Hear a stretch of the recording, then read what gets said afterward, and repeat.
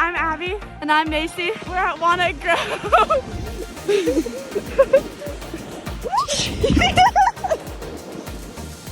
And this is your Excel Weekly Update.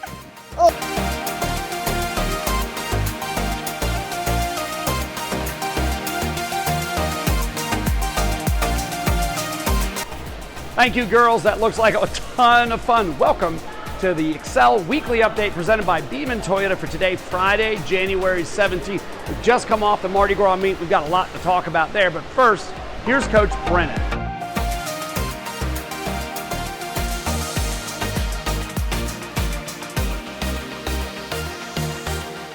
Thank you, Coach Benji. We got birthdays that we're celebrating this week. We start with Coach Andrea on the 19th, Winnie Cunningham and John Bissinger also on the 19th.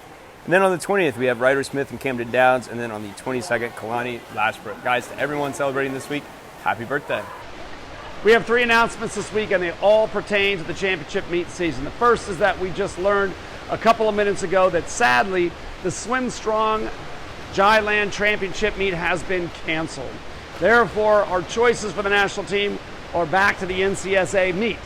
The second is, if you're looking for help deciding which meets to go to in the championship season, we have this self-guided tour that you can find in 2 spots. The one is on our news section on the website, and secondly, in this week's Excel Extra.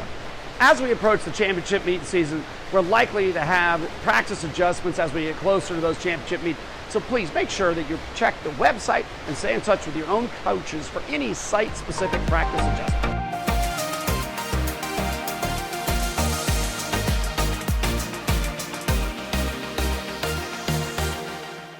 Hey, so we just finished up our last regular season meet, and honestly, I thought it was fantastic. The kids did such a good job, and while we've been seeing some of the same progress that we've seen all season, we had some really surprising swims. So how did you think the 13 and overs did? I thought the 13 and overs did really well. I mean, it was great seeing some of the effects of our mentor program, watching the older kids be able to cheer for the younger ones, see that. So great job on the seniors and being really involved in the mentor program over this past weekend. But we also saw a lot of good performances. So we're closing races really well. We're getting new motivational time standards. The kids were getting up and swim fast. It's typically kind of hard to do in January, but they did really well after Christmas training. So how'd the 1200s do? Yeah, I thought the same thing. I was a little worried with us having the break during Christmas and how my kids were going to come back from that. Luckily, they're young. They came back really, really well, and they were getting up and racing really, really well. And we got some new cuts out of it, and it was very exciting to watch. So overall, as a team.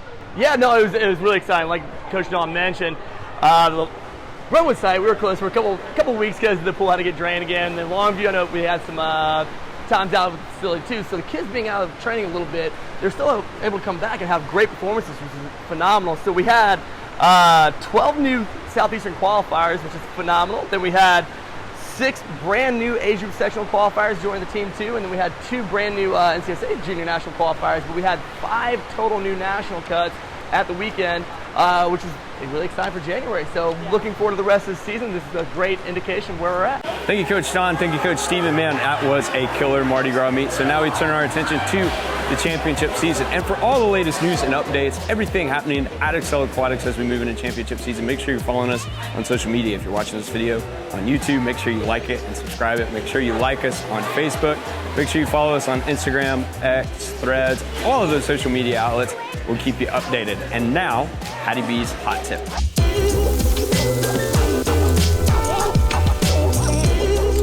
This week's Hattie B's Hot Tips is going to study the underwater pullout and breaststroke, but specifically one small part, and that's the recovery from the hands in this position through to our glide position.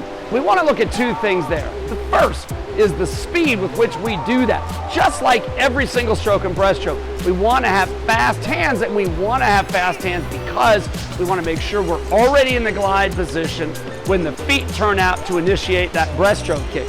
The second thing we want to look at is the head position. Make sure your head stays in the streamline and doesn't drift up and look forward when your hands pass your face and break your streamline. And that is this week's Hattie B's Hot Tip.